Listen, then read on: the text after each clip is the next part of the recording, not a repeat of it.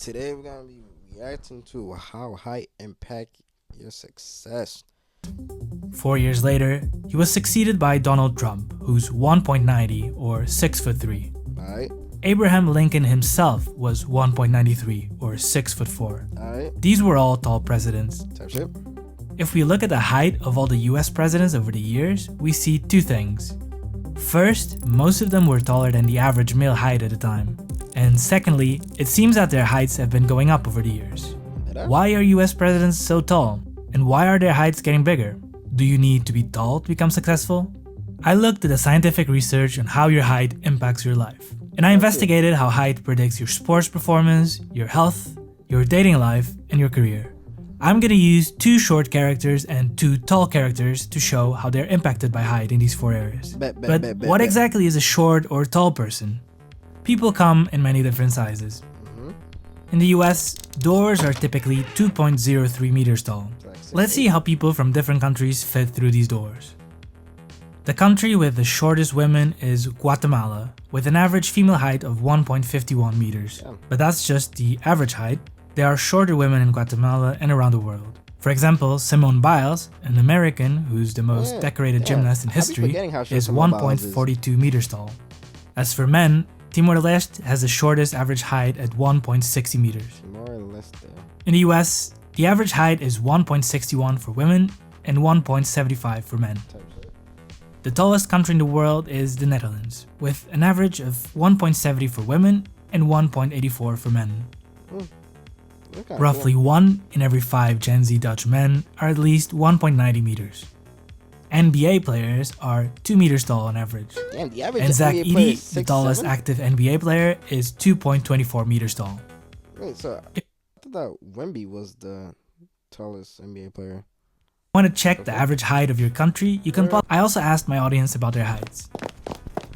It turns out they're 1.67 and 1.79 meters tall on average for women and men respectively, assuming we only include the adults. Damn, I'm like female height. That shit is crazy. Characters, I'm going to use the nationalities of the shortest and tallest countries, and I'm going to give them typical names. Willem, Willemijn, Manuel, and Maria. To highlight the difference in height, I'm going to assume Maria and Willem are a bit shorter and taller than their country's average. So, who has an advantage? Let's start with sports. I feel like As you can imagine, it helps to be tall if you want to make it to the NBA. Yeah. But being short can be an advantage for other sports. Which one? As you get bigger, I feel the like physics of your body gymnastics, change. though, but Some wouldn't work features like of your that. body grow proportionally as you get taller. If you're 20% taller, your reach is about 20% longer, which is helpful in basketball. But other features are different. Because our bodies have complicated shapes to model mathematically, it's easier to explain it with cubes. Take these 2 concrete blocks. One is twice as long as the other. Blocks of concrete can withstand more force if they're bigger, and the strength of the block is directly proportional to its cross-sectional area. If the cube on the right is 2 times longer, then its cross-sectional area is 4 times larger. So I have no idea The area of a cube grows to the power of 2 relative to the length, making the second cube 4 times stronger.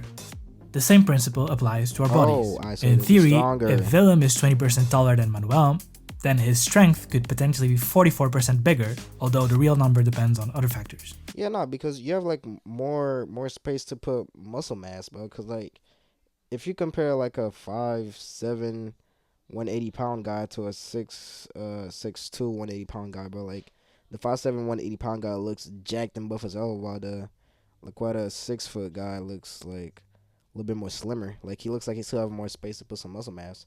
As a result, in sports where raw strength matters, being tall helps. That includes sports where you throw things like javelin throw, and fighting sports. In boxing, strength and reach matters so much that athletes are divided based on weight classes. A short fighter would have a hard time beating a well-trained, larger fighter. Damn. Damn, why did he do my boy like that? It's harder though. What happened? It'll still be impossible for the guy to beat him. You've been out for days. We were not sure you were gonna make it. What happened? You suffered a severe lack of problem-solving skills. You're going to need Brilliant.org, the sponsor of this video. Brilliant is a platform for The cube grows bigger in volume, so does its weight.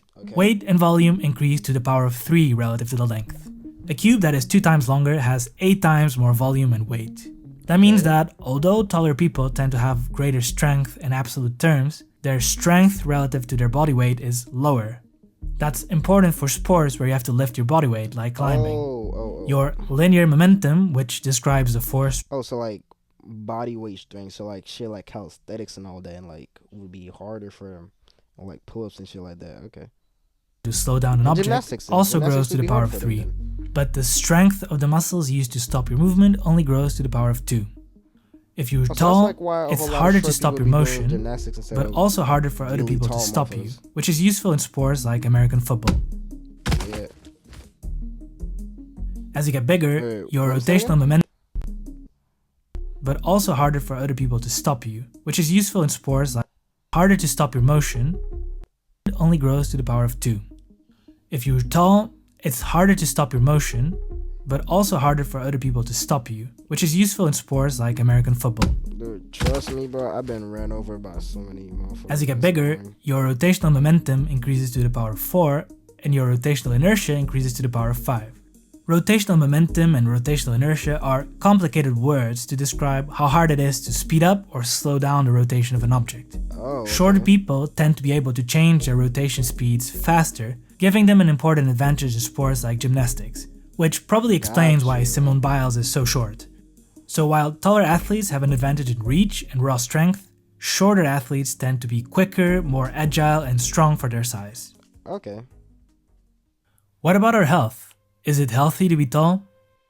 A study looked at the heights and health of male conscripts in rural Spain and found that for the men born between 1835 and 1869, tall men were living almost 80 years longer than short men. Why were short men dying younger? Is being short unhealthy? This is a trick question. Your height depends on 2 things: your genetics and your environment, and that especially includes your nutrition and diseases during childhood. In Western societies, it's estimated that these environmental factors account for about 20% of the variation in heights, and that in lower income countries the number is probably even higher. Our heights reflect our living standards. These shorter Spanish men were not dying earlier because they were short, they were dying earlier because they had worse health and living conditions.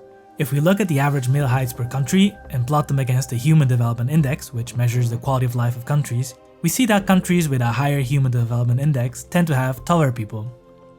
And if we plot the height against childhood mortality, we get the opposite correlation. Disease during childhood can limit growth, and countries with a higher child mortality rate tend to have shorter people. As living standards increased around the world, so did our heights. In the space of 100 years, the world average height increased about 8 centimeters for women and 9 centimeters for men. That's crazy. So, health tends to increase height. But how does height impact your health? Got you. So if I want to raise a 6'6" NBA D1 draft pick, I need to put him in the best situation possible, which means I need to put that man on a straight lean protein diet. Tall people tend to have harder falls. If you drop a very small cube of stone on the floor, it will most likely bounce off the ground. If you drop a very large cube of stone, it will probably break. The impact of your fall increases to the power of 4 relative to the height. That would be fine if there would be enough surface area to dissipate the impact, but your surface area only increases to the power of 2. If Willem hits the ground, he will suffer an impact with a concentration of energy 2 times bigger than Maria's. And that's assuming the impact is evenly distributed by the body. If the impact is concentrated on a small area, let's say the corner of a curb, then the impact could be almost 4 times bigger. Therefore, shorter people tend to have a lower risk of injury during falls and car accidents. Because it's shorter, yeah. The torque generated when you bend people tend to have a lower risk of injury during falls. You said car accidents too? Hey, shoot. Nah, I know I ain't dying in a car accident, bro. 9 times out of 10, I'm usually one of the most shortest person there, so shoot, I'm gonna survive, bro. Car accidents. Copium is hitting the like torque generated when you now. bend over increases to the power of 4 relative to your height, but the counter torque generated by your muscles only increases to the power of 3. As a result, taller people tend to have more back problems. And due to the proportions of heart muscles relatively to your body weight, tall people also tend to have a lower heart rate, which is a risk reduction factor for cardiovascular diseases. And because of their body mass to surface area ratios, it's easier for tall people to stay warm in the cold, but that also puts them at a higher risk of heat stroke. There are both pros and cons for being short or tall, and if we look at the research on life expectancy, we find mixed results. However, some research indicates that taller people are more likely to get cancer, and in the end, it seems that shorter people have a slightly longer life expectancy. Yay! Now, how does height impact your dating life? I don't feel like most This guys, chart shows the height of US men measured by doctors in physical exams. The average US male height in 2023 was about 1.75 meters or 5'9". But if we compare this line with the height self-reported by US men, something interesting happens. Firstly, the distribution is skewed to the right. On average, men exaggerated their height to be 2.4 centimeters or about 1 inch taller than their actual height. Secondly, when we get to the 5'11" mark, we get a dip followed by a bump at 6 foot, suggesting that many men who are just below 6 foot add an inch to their height. There might be some truth behind the memes, although women also exaggerated their heights by 1.7 centimeters. It seems people do exaggerate their height, especially men. But do women really prefer taller men? The papers I found do seem to indicate that. It seems that women prefer taller partners and men prefer shorter partners, with this preference being stronger for women. However, these papers also indicate that, firstly, people prefer heights that are somewhat similar to their own heights, so Maria would probably be more likely to be interested in someone with Manuel's height rather than Willem's. And secondly, this paper suggested there were no differences in how often short men went on dates compared to tall men. So, although shorter men and taller women do seem to face some challenges in the dating world, the effect of height is, quote, modest and just one of many factors that impact attraction. And how does height impact your career? Was height important for these men to become US presidents?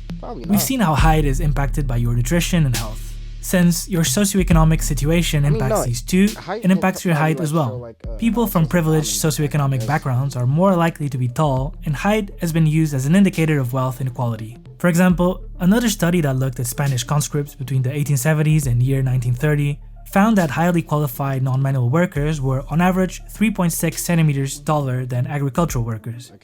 So, when we see a positive correlation between height and career success, we have to keep in mind that it could also be explained by the privileged background of taller people, who may have had access to better education, nutrition, and healthcare in childhood. Having said this, even when researchers adjust the data for these factors, they find some advantages favoring taller people. It seems taller people are Wait, so if Hillary Clinton was like 6'8", you think she would beat Trump? As more competent, employable, and healthy, they are seen as more leader-like, and they tend to have a higher self-esteem and social esteem. On the other hand, some research suggests that being very tall or very short does not have a big impact on how other people perceive you. I left out some details of the research to keep the video light, but in short, there is some evidence of bias favoring taller people in careers. Does this mean you can't be a CEO if you're short or a rock climber if you're tall? Fortunately, you can. There are pros and cons to every height. Although it is true there are some biases favoring taller people in the workplace, height is just one of many variables that predict success. Beethoven was 5'4"? Beethoven was... I see Beethoven be a 5'4". There's my goat, Messi and Shakira. Ooh, Winston Churchill's 5'6", alright. And nobody gives a... Wait, who the fuck is Mary Curie? Albert Einstein, 5'7". Pablo Picasso was 5'4". Countless examples of high-achieving professionals. Alright. Was he 5'7" in the chair, or was he 5'7" standing up? That's like what a real question needs to be answered, bro. Shorter than average, and even in sports where size arguably matters more, there are examples of shorter people overperforming in basketball and tall 5'8" NBA player. Wasn't that one guy 5'6" in that people overperforming in rock climbing. Thank you for watching. If you like stories told with data, consider leaving a like and subscribing to the channel, and thank you to our patrons. True. No, that was not a bad video. If you guys like, mess with this, if you guys learned anything, leave some in the chat, leave a comment, leave a like and subscribe. And if you guys are seeing this by the time around my birthday, which is on Wednesday, wish me a little happy birthday or something. Deuces.